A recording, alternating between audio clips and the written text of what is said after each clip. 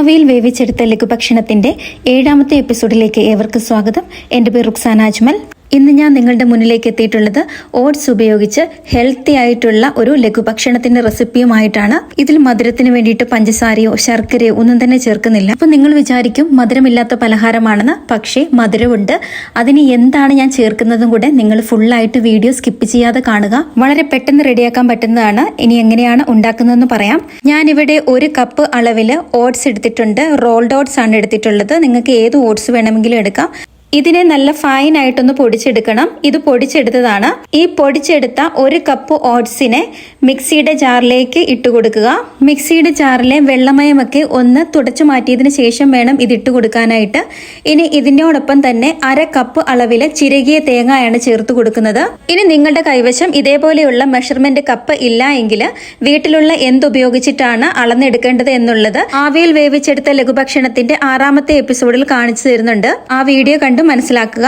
ഇനി 1 ടീസ്പൂൺ അളവിൽ ഏലക്ക പൊടിച്ചതും കൂടെ ചേർത്ത് കൊടുക്കാം. ഇനി ഇതിലേക്ക് വേറെ ഒന്നും ചേർക്കേണ്ട ആവശ്യമില്ല. ഇതിനെ നന്നായിട്ട് സ്പൂൺ ഉപയോഗിച്ചിട്ടൊന്ന് മിക്സ് ചെയ്തെടുക്കുക. ഇനി ഇതിനെ 10-15 സെക്കൻഡ് മാത്രം ഒന്ന് വിപ്പ് ചെയ്തെടുക്കുക. ഒരുപാട് പൊടിഞ്ഞു പോകരുത്. ഇനി ഇതിനെ ഈ ബൗളിലേക്ക് മാറ്റാവുന്നതാണ്. ആവിയിൽ വേവിച്ചെടുത്ത ലഘുഭക്ഷണത്തിന്റെ മാത്രമായിട്ട് ഒരു എപ്പിസോഡ് സ്റ്റാർട്ട് ചെയ്തതാണിത്. 1 മുതൽ 6 വരെയുള്ള എപ്പിസോഡുകൾ നമ്മുടെ ചാനലിലുണ്ട്. വെറൈറ്റി ആയിട്ടുള്ള വിഭവങ്ങളാണ്. ഇനി അടുത്തതായിട്ട് ഇതിലേക്ക് വേണ്ടത് ഒരു 25 ഈന്തപ്പഴമാണ്. ഈന്തപ്പഴത്തിന്റെ കുരു നീക്കം ചെയ്തതിന് ശേഷം എടുത്തു വെച്ചിട്ടുള്ളതാണ്. വലിയ സൈസ് ഈന്തപ്പഴമാണ് നിങ്ങളുടെ കൈവശം ഇരിക്കുന്നതെങ്കിൽ ഒരു 20 അല്ലെങ്കിൽ ഒരു 18 എണ്ണം മാത്രം എടുത്താൽ മതിയാകും. ഇത് ഒരു മീഡിയം സൈസിലുള്ള ഈന്തപ്പഴമാണ്. ഇനി ഇതിലേക്ക് വേണ്ടത് 1 കപ്പ് അളവില് നല്ല ചൂടുള്ള പാലാണ്. ചൂടോട് കൂടിയിട്ട് തന്നെ ഈന്തപ്പഴത്തിലേക്ക് ഇത് ഒഴിച്ചു കൊടുക്കുക. ഈന്തപ്പഴം ഒന്ന് കുതിർന്ന് കിട്ടാൻ വേണ്ടിയിട്ടാണ് ഇങ്ങനെ ചെയ്യുന്നത്. ഇനി ഇതിനെ ഒരു മൂടി കൊണ്ട് അടച്ച് 10 മിനിറ്റ് കുതിരാനായിട്ട് മാറ്റി വെക്കുക. ഈ സമയത്ത് നമുക്ക് അടുത്തതായിട്ട് ചെയ്യാനായിട്ടുള്ളത് 8-10 കശുവണ്ടിയാണ്. അത് ഇതിലേക്ക് ഇട്ട് കൊടുക്കാം. കശുവണ്ടിയുടെ അളവൊക്കെ നിങ്ങൾക്ക് കൂട്ടിയോ കുറച്ചോ ഒക്കെ ഇട്ട് കൊടുക്കാവുന്നതാണ്. ഇനി ഇതിലേക്ക് വേണ്ടത് ബദാമാണ്. ബദാമും അതേപോലെ 8-10 എണ്ണം ചേർത്ത് കൊടുക്കാം. ഇതിനൊന്നും പ്രത്യേകിച്ച് അളവോ കാര്യങ്ങളോ ഒന്നുമില്ല. ഹെൽത്തി ആയതുകൊണ്ടാണ് നമ്മൾ ഇതൊക്കെ ചേർത്ത് കൊടുക്കുന്നത്. ഇനി ഇതിലേക്ക് വേണ്ടത് വെള്ള നിലക്കടലയാണ്. അതായത് നിലക്കടലയുടെ തൊലി നീക്കം ചെയ്തതാണ്. അതും കൂടെ ചേർത്ത് കൊടുക്കാം. ഇനി ഇതിനെ മിക്സിയുടെ ജാറിലിട്ട് ഒന്ന് ക്രഷ് ചെയ്തെടുക്കുക. ഒരുപാട് പൊടിഞ്ഞു പോകരുത്. ഞാൻ ചെയ്തപ്പോൾ അല്പം പൊടിഞ്ഞു പോയി. നിങ്ങൾ ഇത്രയും പൊടിച്ചെടുക്കരുത്. ഒന്ന് കറക്കിയെടുത്താൽ മാത്രം മതിയാകും. കാരണം ഇത് ഇടയ്ക്കിടയ്ക്ക് കടിക്കാൻ വേണ്ടിയിട്ടാണ് ഞാൻ ഇത് ക്രഷ് ചെയ്തെടുത്താൽ മാത്രം മതി എന്ന് പറഞ്ഞത്. ഇനി ഇതിനെ നമ്മൾ നേരത്തെ പൊടിച്ചു വെച്ച ആ കൂട്ടിലേക്ക് ചേർത്ത് കൊടുക്കാം. ഇപ്പൊ 10 മിനിറ്റ് കഴിഞ്ഞിട്ടുണ്ട്. ഈന്തപ്പഴമൊക്കെ നന്നായിട്ട് കുതിർന്നിട്ടുണ്ട്. ഇനി ഇതിനെ മിക്സിയുടെ ജാറിലിട്ട് നന്നായിട്ട് പേസ്റ്റ് രൂപത്തിൽ അരച്ചെടുക്കാം. ഈ ഒരു പലഹാരം വളരെ ടേസ്റ്റിയും അതേപോലെ തന്നെ ഹെൽത്തിയുമാണ്. എല്ലാവരും ട്രൈ ചെയ്ത് നോക്കുക. നന്നായിട്ട് അരച്ചെടുത്ത ഈന്തപ്പഴം ജ്യൂസിനെ ഇതിലേക്ക് ചേർത്ത് കൊടുക്കാം. ഈ വീഡിയോ കണ്ടുകൊണ്ടിരിക്കുമ്പോൾ ഇതുവരെ സബ്സ്ക്രൈബ് ചെയ്യാത്തവരുണ്ടെങ്കിൽ ഒന്ന് സബ്സ്ക്രൈബ് ചെയ്ത് സപ്പോർട്ട് ചെയ്യുക.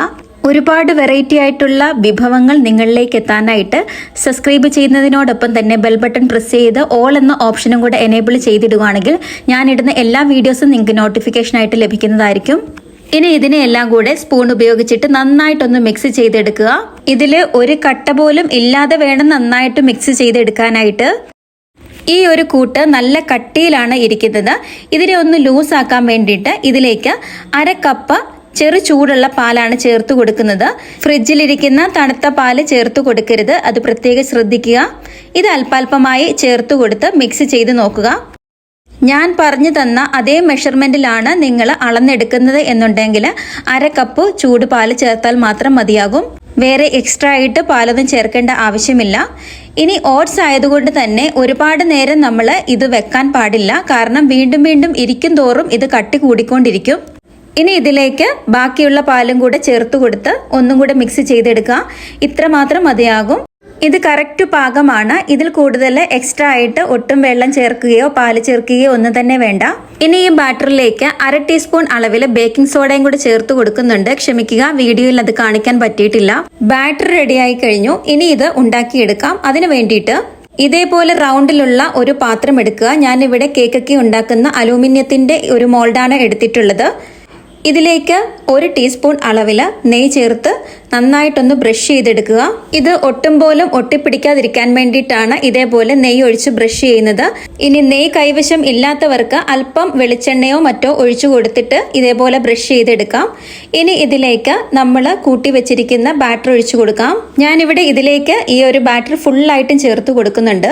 ഇനി നമ്മൾ ഇതിനെ ആവി കയറ്റി വേവിച്ചെടുക്കുന്നത് ഇതേപോലെയുള്ള ഒരു നോൺ സ്റ്റിക്കിൻ്റെയോ അല്ല എങ്കിൽ മറ്റെന്തെങ്കിലും അലൂമിനിയത്തിൻ്റെയോ ഒരു പാത്രം എടുക്കാം. അതിലേക്ക് കുറച്ച് വെള്ളം ഒഴിച്ചു കൊടുക്കാം. ഞാനിവിടെ 1.5 ഗ്ലാസ് അളവിലാണ് വെള്ളം ഒഴിച്ചു കൊടുക്കുന്നത്. ഇനി ആ വെള്ളത്തിലേക്ക് ഇതേപോലെ ഒരു സ്റ്റാൻഡ് വെച്ചു കൊടുക്കാം. എല്ലാവരുടെയും വീട്ടിൽ ഇതേപോലെ റൗണ്ടിലുള്ള ഒരു സ്റ്റാൻഡ് ഉണ്ടാകും. ഇത് നമ്മൾ ചട്ടിയൊക്കെ പൊട്ടാതിരിക്കാൻ വേണ്ടിയിട്ട് പാകം ചെയ്തതിന് ശേഷം എടുത്തു വെക്കുന്ന ഒരു സ്റ്റാൻഡാണ്. ഇനി നമുക്ക് ഈ ഒരു ബാറ്റർ ഇതിലേക്ക് വെച്ചു കൊടുക്കാം. ഞാനിവിടെ 2 സ്റ്റാൻഡ് വെച്ചിട്ടുണ്ട്. അതിൻ്റെ നടുക്കായിട്ടാണ് ഇത് വെച്ചു കൊടുക്കുന്നത്. ഞാനിവിടെ ബിരിയാണിയൊക്കെ ഉണ്ടാക്കുന്ന ഒരു പോട്ടിലാണ് ഇത് ഉണ്ടാക്കുന്നത്. നിങ്ങൾക്ക് വേണമെങ്കിൽ ഒരു സ്റ്റാൻഡ് വെച്ച് കൊടുത്താലും മതിയാകും. ഇനി ഇതിനെ ഈ മൂടി കൊണ്ട് അടച്ചു വേവിച്ചെടുക്കാം. ആ സൈഡിലായിട്ട് ഇതേപോലെയുള്ള ഗ്ലാസിന്റെ ലിഡിന് ഒരു ഹോൾ ഉണ്ട്. അതിലൂടെ ആവി പോയി കഴിഞ്ഞാൽ ഇത് വെന്ത് കിട്ടത്തില്ല. അതിനു വേണ്ടിയിട്ട് ഇതേപോലെ ഒരു ബട്ടർ പേപ്പർ ചുരുട്ടിയതിന് ശേഷം അതിലേക്ക് വെച്ച് ക്ലോസ് ചെയ്യുന്നുണ്ട്. 30 മിനിറ്റ് ആണ് ഇതിന്റെ കുക്കിംഗ് ടൈം. ഇടയ്ക്ക് ഹൈ ഫ്ലെയിമിൽ വെക്കുമ്പോൾ വെള്ളം പറ്റിയിട്ടുണ്ടോ എന്ന് നോക്കണം. വെള്ളം വറ്റിയിട്ടുണ്ട് എന്നുണ്ടെങ്കിൽ ഇടയ്ക്കിടയ്ക്ക് വെള്ളം ഒഴിച്ചു കൊടുക്കണം. നിങ്ങൾക്ക് വേണമെങ്കിൽ ഇത് സ്റ്റീമറിലും ഉണ്ടാക്കാവുന്നതാണ്, അതായത് ഇഡലിത്തട്ടിൽ ഉണ്ടാക്കാവുന്നതാണ്. ഇനി ഇത് കറക്റ്റ് പാകത്തിന് വെന്ത് കിട്ടിയിട്ടുണ്ടോ എന്നറിയാനായിട്ട് ഇതേപോലെയുള്ള ഒരു ടൂത്ത് പിക്കോ അല്ല എങ്കിൽ ഒരു ഫോർക്ക് ഉപയോഗിച്ചിട്ടോ ഒന്ന് കുത്തി നോക്കാം. അതിൽ ക്ലീൻ ആയിട്ടാണ് ഇരിക്കുന്നതെങ്കിൽ അത് വെന്ത് കിട്ടിയിട്ടുണ്ട് എന്നാണ് അർത്ഥം. അതല്ല അതിൽ പറ്റി പിടിച്ചിരിപ്പുണ്ട് എന്നുണ്ടെങ്കിൽ കുറച്ച് സമയം കൂടെ ആവിയിൽ വേവിച്ചെടുക്കാം. ഇനി ഇതിലേക്ക് ഞാൻ കുറച്ച് ടൂട്ടി ഫ്രൂട്ടിയാണ് ചേർത്ത് കൊടുക്കുന്നത്. ഇത് ചേർത്ത് കൊടുത്തില്ലെങ്കിലും കുഴപ്പമൊന്നുമില്ല. ഞാനൊരു ഭംഗിക്ക് വേണ്ടിയിട്ടാണ് ഇത് ചേർത്ത് കൊടുക്കുന്നത്. അതിൻ്റെ മുകളിലേക്ക് കുറച്ച് കാഷ്യൂ നട്ടും ബദാമും ചേർത്ത് കൊടുക്കുന്നുണ്ട്. നിങ്ങളുടെ കൈവശം ഉണക്കമന്തിരിയോ കാഷ്യൂ നട്ടോ ഒക്കെ ഉണ്ടെങ്കിൽ അത് ചേർത്ത് കൊടുക്കാവുന്നതാണ്. നമ്മളിവിടെ ബാറ്റർ റെഡിയാക്കിയപ്പോൾ അതിനോടൊപ്പം തന്നെ കാഷ്യൂ നട്ടും ബദാമും നിലക്കടലയൊക്കെ ചേർത്തിട്ടുണ്ടായിരുന്നു. അത് ക്രഷ് ചെയ്തെടുക്കുകയേ ചെയ്യാവുള്ളൂ, പൊടിക്കരുത്. അപ്പം അത് ഇടയ്ക്കിടയ്ക്ക് നമ്മൾ കഴിക്കുമ്പോൾ കടിക്കാം. അതൊരു പ്രത്യേക ടേസ്റ്റ് ആണ്. ഈ കാഷ്യൂ നട്ടൊക്കെ ചേർത്ത് കൊടുത്തതിന് ശേഷം ഞാനിവിടെ 1 മിനിറ്റത്തേക്കിന് വീണ്ടും ഒന്ന് മൂടി വെക്കുന്നുണ്ട്, ഒന്ന് സെറ്റായി കിട്ടാൻ വേണ്ടിയിട്ടാണ്. ഇനി നമുക്ക് ഇതിനെ അടുപ്പിൽ നിന്ന് മാറ്റാം, ഫ്ലെയിം ഓഫ് ആക്കാം. ഞാൻ ഇതിലേക്ക് കുറച്ച് തേൻ ഒഴിച്ചു കൊടുത്തിട്ടുണ്ട്. ഇനി ഇത് ചൂടാറിയതിന് ശേഷം മാത്രമേ കട്ട് ചെയ്യാവുള്ളൂ. ഇത് പെട്ടെന്ന് തന്നെ ചൂടാറി കിട്ടാനായിട്ട് ഒരു പാത്രത്തിനകത്ത് വെള്ളം വെച്ചതിന് ശേഷം അതിലേക്ക് ഇറക്കി വെക്കുകയാണെങ്കിൽ പെട്ടെന്ന് തന്നെ ചൂട് മാറി കിട്ടുന്നതാണ്. ചൂട് കംപ്ലീറ്റ് ആയിട്ട് മാറിയതിന് ശേഷം ഇതേപോലെ ഒന്ന് സൈഡ് ഇളക്കി കൊടുക്കുക. വളരെ ഹെൽത്തി ആയിട്ടുള്ള ഒരു പലഹാരമാണിത്. ഇത് ഉണ്ടാക്കാൻ പറഞ്ഞത് പ്രകാരമാണ് ഞാനിത് ഉണ്ടാക്കിയിട്ടുള്ളത്. ഇതേപോലെ വെറൈറ്റി ആയിട്ടുള്ള വിഭവങ്ങൾ നിങ്ങളിലേക്ക് ഇനി വരുന്ന എപ്പിസോഡിലേക്ക് എത്തുന്നതായിരിക്കും. ഇതിന്റെ ചുറ്റും നന്നായിട്ട് ഇളക്കി കൊടുത്തതിന് ശേഷം ഇതിന്റെ മുകളിലേക്ക് ഒരു പ്ലേറ്റ് കമഴ്ത്തി വെക്കുക. അതിനുശേഷം ഒന്ന് തിരിച്ചു വെക്കുക. തിരിച്ചു വെച്ചതിന് ശേഷം ഇതിനെ ഒന്ന് കൊട്ടിക്കഴിഞ്ഞാൽ ഇത് പെട്ടെന്ന് തന്നെ ഡിമോൾഡ് ചെയ്ത് കിട്ടുന്നതാണ്. ഇത് ശരിക്കും ഒരു കേക്കിന്റെ രൂപത്തിൽ തന്നെയാണ് നമുക്ക് കിട്ടിയിട്ടുള്ളത്. നല്ല ഭംഗിയാണ് കാണാനായിട്ട്. ഇനി നമുക്ക് ഇതിനെ ഒന്ന് മറിച്ചിടാം. പ്ലേറ്റ് ഉപയോഗിച്ചിട്ട് തന്നെ ഇതേപോലെ ഒന്ന് കമിഴ്ത്തി കൊടുത്താൽ മതിയാകും.